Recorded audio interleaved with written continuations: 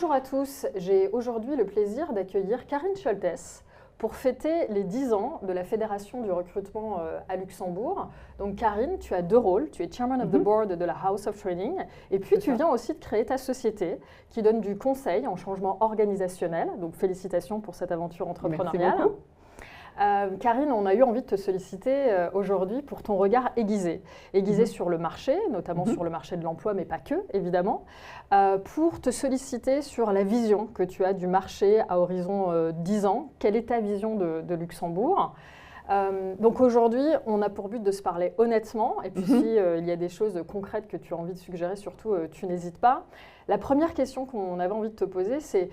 Finalement, quand on parle de compétitivité, est-ce que Luxembourg a vraiment besoin de rester compétitif dans les 10 ans à venir? Est-ce que peut-être tu as des chiffres à nous communiquer pour illustrer ça? Alors, j'aimerais partager avec vous les chiffres de l'IGSS.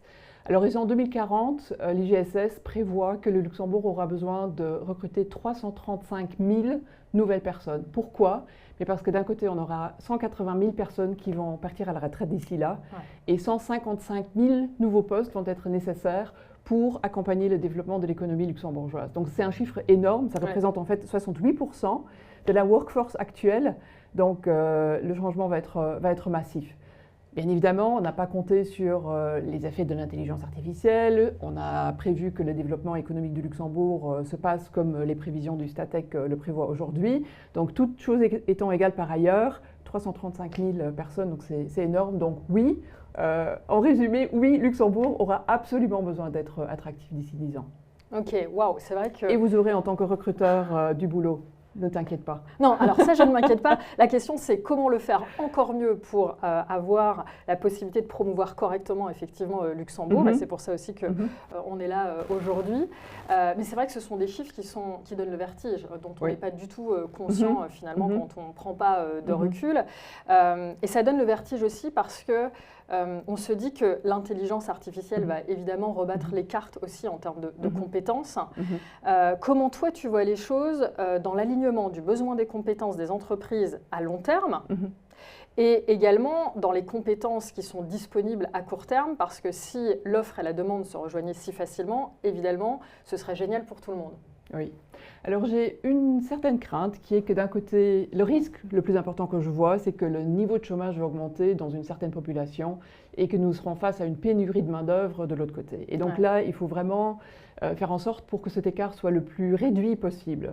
Luxembourg est en compétition avec d'autres pays. Je suis très contente que le ministère de l'économie ait quand même pris différentes initiatives, prend le sujet à cœur, a lancé pas plus tard qu'hier le Work in Luxembourg et qui essaie vraiment de promouvoir le Luxembourg.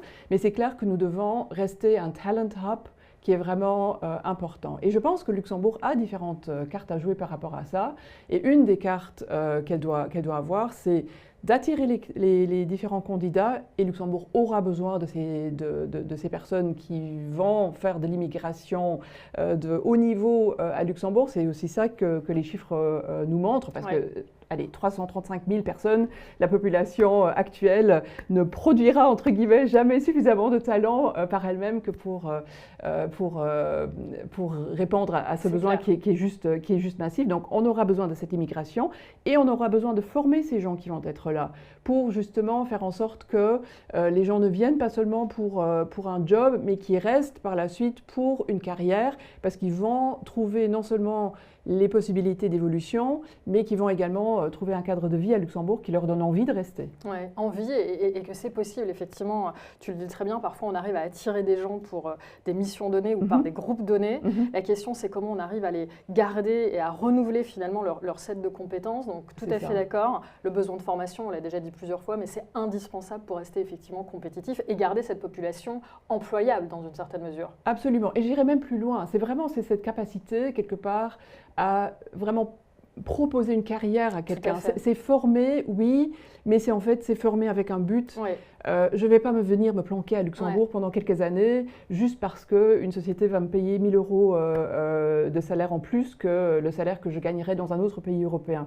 Je viendrai à Luxembourg parce qu'il y a un écosystème qui m'attire, parce que je vais avoir cette possibilité d'évolution professionnelle pour moi, mais je vais aussi retrouver un cadre de vie qui m'attirent quand je suis jeune, parce qu'il y a une offre culturelle et une offre de vie qui m'intéresse, mais également si je suis un peu plus âgée et que j'ai une famille, parce qu'il y a un système éducatif qui donne un avenir à mes enfants. Donc la réflexion va être beaucoup plus sur le long terme que uniquement sur le court terme. Ouais. Et c'est pour ça que Luxembourg a besoin justement de cette attractivité et de cette rétention, parce que ça c'est un autre chiffre qu'on a vu dans les travaux que j'ai pu mener ensemble avec un groupe de travail au niveau de la Chambre de commerce, qui est, en fait, on a en moyenne 20 000 personnes qui arrivent à Luxembourg, mais on a également 10 000 personnes qui quittent Luxembourg.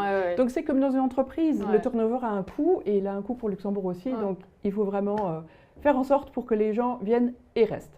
Et s'approprient Luxembourg réellement, effectivement. Tout à fait. Alors, il y a un autre chiffre qui, moi, m'interpelle. Donc, tu nous as parlé des départs à la retraite. Il y a un autre chiffre à garder en tête, c'est qu'un senior sur 2 à Luxembourg est en emploi, en tous les cas senior de plus de 55 ans. Oui. Pourtant, si on veut rester compétitif, on a tous intérêt à ce que nos seniors restent sur le marché du travail le plus longtemps possible. Pourtant, au quotidien, je ne sais pas toi, mais moi j'entends énormément de remarques négatives sur le travail en lui-même qui serait source de difficultés, qui use, qui fatigue et qui serait vraiment à l'initiative de tous les maux des salariés.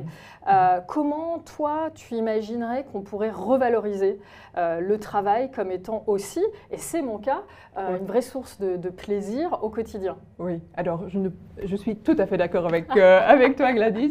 Vraiment, ce discours me dérange fondamentalement.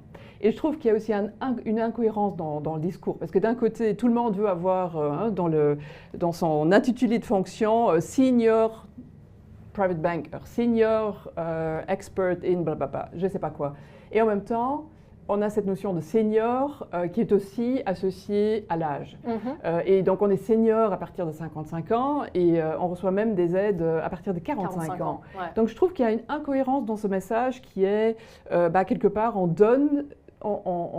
c'est un peu une self-fulfilling prophecy. Donc, si tu dis à quelqu'un tu es vieux, il va se dire en effet, oui, je commence à avoir des cheveux gris et je commence à vieillir un peu. Je pense qu'il faut vraiment commencer par là. Il faut changer le storytelling, il faut continuer à donner envie aux gens de rester en entreprise. Et là, c'est le rôle des managers, c'est le rôle des RH, mais il faut aussi, en tant que personne d'un certain âge, se dire, mais en fait, le match, il est terminé, qu'on l'arbitre a sifflé la fin du match, et pas avant, et pas déjà se mettre dans cet état d'esprit de « Ah oui, mais j'ai encore », parce que ça, je l'ai beaucoup entendu, et tu l'entends certainement aussi, « J'ai encore X années à faire ».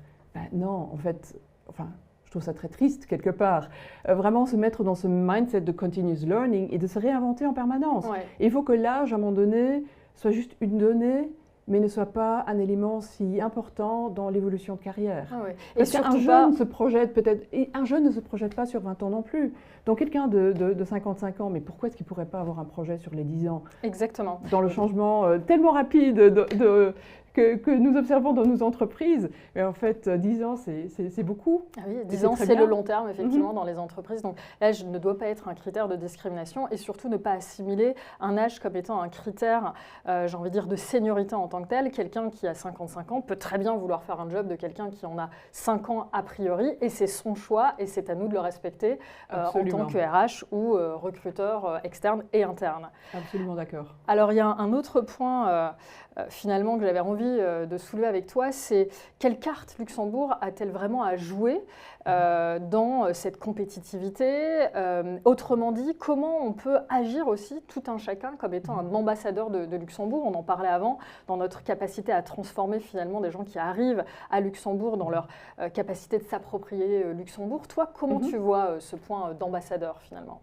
Alors, Luc Fredden a déclaré l'année 2026 comme étant l'année de la compétitivité, donc ça tombe très bien. Et comme nous sommes dans une discussion autour de l'attractivité des talents et du développement des talents, si compétitivité et attractivité rimaient avec développement de compétences et le never stop learning. Encore une fois, quand on apprend, on est curieux, on est tourné vers l'avenir, on est dans quelque chose qui est nouveau, et je pense que c'est quelque part, encore une fois, ce narratif positif qu'il faut maintenir et qu'il faut encourager. Si tous ensemble nous disons que ça va être compliqué, la probabilité pour que ce soit compliqué est grande. Par contre, si tous ensemble nous disons Luxembourg a des cartes à jouer parce que Luxembourg est petit, peut être agile, peut être dynamique, est multiculturelle et c'est une vraie richesse. Et Luxembourg a eu la capacité et a prouvé qu'elle avait toujours cette capacité à se réinventer. Mais je pense que si nous sommes déjà dans ce mindset-là et que nous le vivons tous les jours et que nous intégrons cette nouveauté, cette innovation, cette diversité avec optimisme et avec confiance en nous, je pense qu'on a déjà fait une bonne partie du chemin. Ouais, j'aime bien ce côté positif que tu dégages. Alors, c'est fondamental. C'est fondamental. On arrive tout doucement à la fin. On a une dernière question pour toi, Karine. Si tu devais choisir un mot, une citation, une phrase pour illustrer ton Luxembourg idéal dans 10 ans, ce serait quoi?